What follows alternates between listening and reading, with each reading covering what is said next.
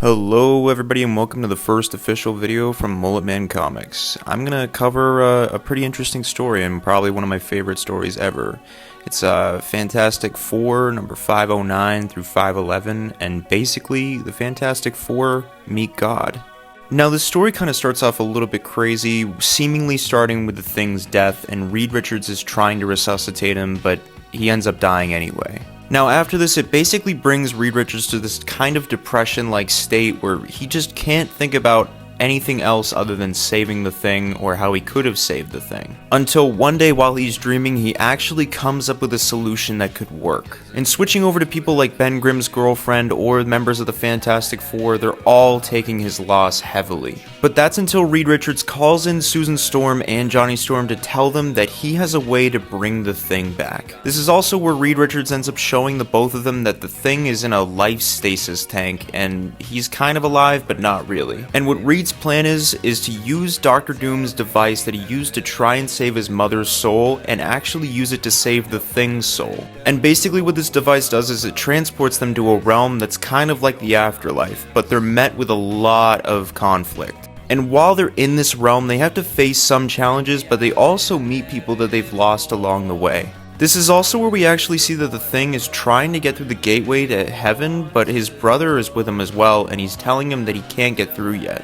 And the door kind of looks like it's something that Reed Richards made, so they kind of both assume that Reed Richards developed this door in this realm to keep them from getting into heaven. However, we do switch back over to Reed, Johnny, and Sue as they're trying to get through another challenge and they barely make it out alive. But at the end of the tunnel, a hand reaches out and it's actually Ben Grimm's, and he pulls all of them out of the hole they were in. And once all of them are finally together again, they just choose to embrace. But this is where Dan comes in and he lets the team know that they can never be together again because the Thing is dead. But this kind of just enrages Reed Richards because he's like, dude, we came all the way here and we're gonna get our friend back, and you're just trying to keep him away from us. But Danny kind of tells Reed Richards the truth, and he tells him that Ben Grimm has been keeping Mr. Fantastic away because Mr. Fantastic is the thing that's holding him back from entering heaven. And the Thing is being kept from entering heaven because he's actually being kept alive in a stasis tank that I mentioned earlier, preventing him from crossing over to heaven.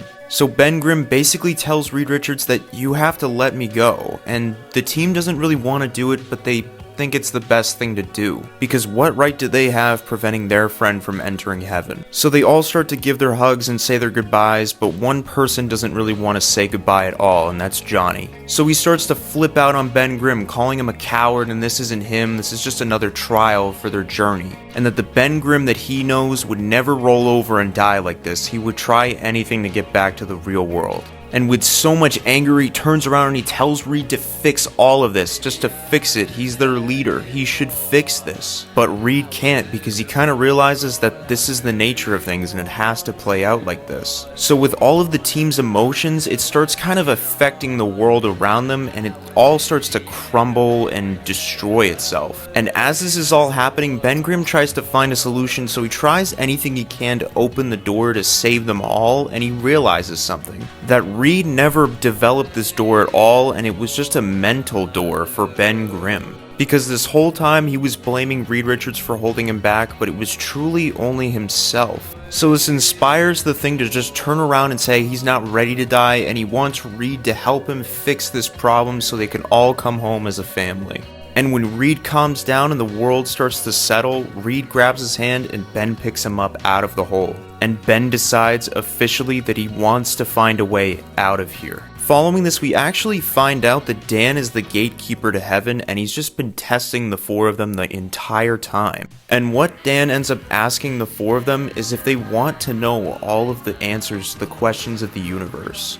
With Reed kind of just saying no, because it defeats the purpose of him being a scientist and wanting to find those answers himself. Saying to Dan that the values of the team aren't the solutions, but the journey to find them. And instead of closing the gates off to them, instead Dan opens them and tells them all that that was the right answer, and tells them to enjoy their visit while they can. And once they enter, it seemingly looks like they're hurtling through space and time, until they would eventually find a small doorway and question whether or not this is the door to God's home.